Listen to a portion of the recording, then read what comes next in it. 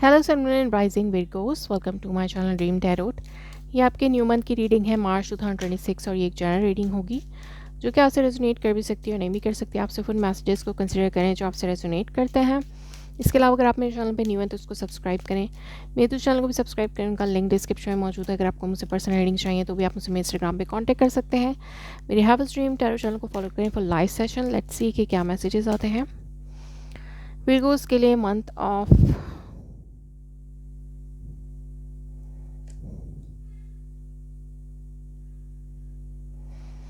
विर्गोस के लिए क्या मैसेजेस हैं मंथ ऑफ मार्च 2026।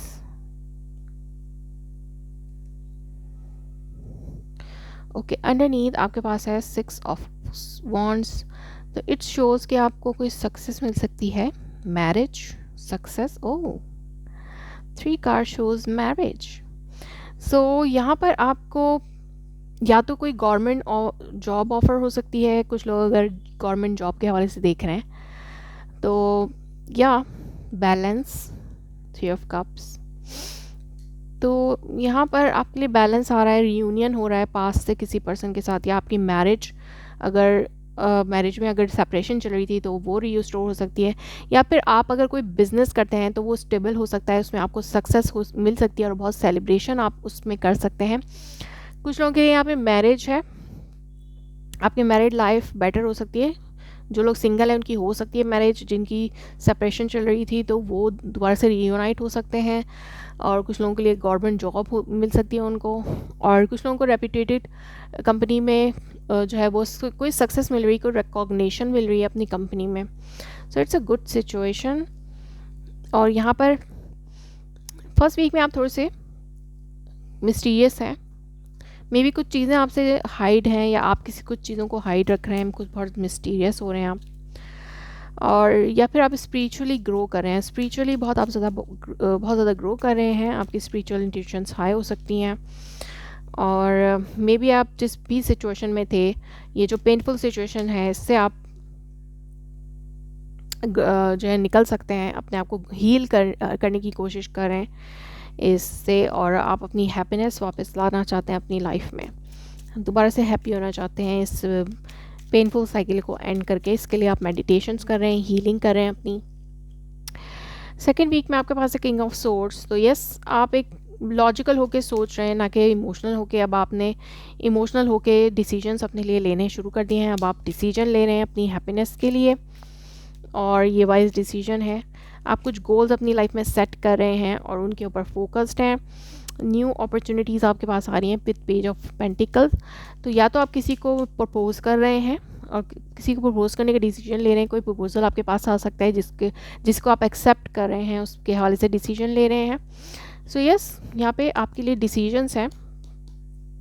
टावर, तो या कुछ अनएक्सपेक्टेड आपके साथ हो सकता है। लेट्स सी कि यहाँ पे क्या टावर है, why this tower is here. तो मे बी आपके बॉस के साथ कुछ क्लैश हो सकते हैं, जिसके बाद आप अनएक्सपेक्टेडली अपनी जॉब छोड़ सकते हैं। बट यहाँ पर मुझे लगता है कि कोई अनएक्सपेक्टेड गेन आपको हो रहा है। मे बी आप किसी को कोई पोजीशन मिल सकती है अनएक्सपेक्टेडली, कोई रिकॉग्निशन आपकी वर्क प्लेस पे मिल सकती है अनएक्सपेक्टेड, ये हो सकता है आपके साथ। और फोर्थ वीक में आप थोड़े से परेशान हैं, कुछ एंजाइटी है आपके साथ, किसी बात के हवाले से वरी हैं।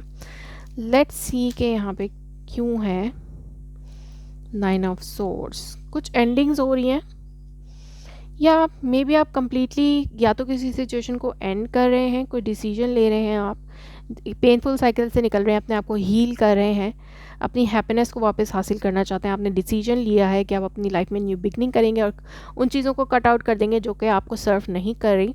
तो ये अनएक्सपेक्टेड आपका डिसीजन है, अनएक्सपेक्टेडली आप अपने लिए स्टेप्स ले रहे हैं। या कुछ लोगों के लिए ये हो सकता है कि अनएक्सपेक्टेड कोई पोजीशन ऑफर हो जाए, और कुछ लोगों के लिए ये हो सकता है कि आपकी बॉस के साथ या किसी फैमिली मेम्बर से, किसी अथॉरिटी फिगर से क्लैश हो सकता है, और आप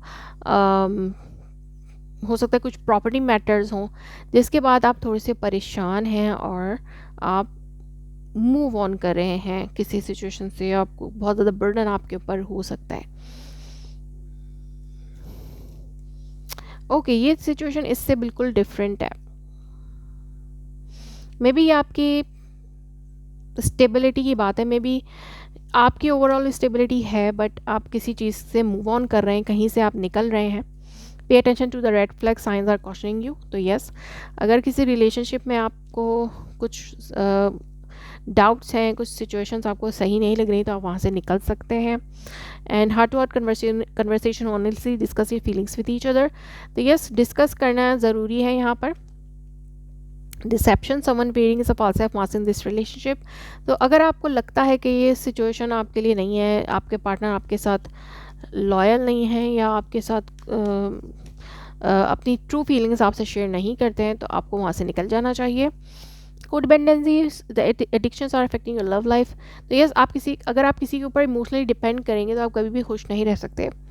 तो आपको जस्ट ये डिसीजन लेना है कि आपको इस कोडिपेंडेंसी वाली रिलेशनशिप से निकलना है, अपनी सक्सेस पे फोकस करना है।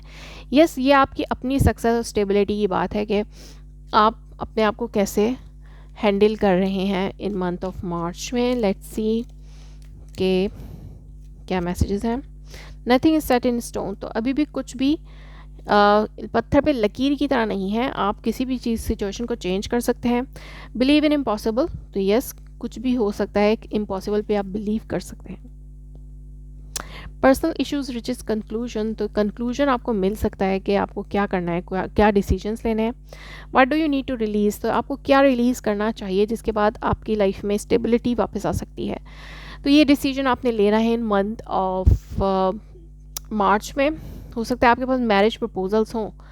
अगर आप स्टक हैं पास्ट सिचुएशन में, तो उस पास्ट रिलेशनशिप से तो वहाँ से निकलें और अपनी लाइफ में हैप्पी हों, स्टेबिलिटी के हवाले से सोचें। अगर आपके पास मैरिज प्रपोजल्स हैं तो आप उनको एक्सेप्ट कर सकते हैं। या ये वर्क प्लेस सिचुएशन भी हो सकती है। अगर आपके वर्क प्लेस में सिचुएशन अच्छी नहीं चल रही, तो आप किसी न्यू सिचुएशन में भी, किसी न्यू वर्क सिचुएशन में भी जा सकते हैं, किसी नई जॉब पे भी जा सकते हैं। So that was your reading. If it resonates you, please let me confirm in a comment below. Like my video, subscribe my channel. Thanks for watching.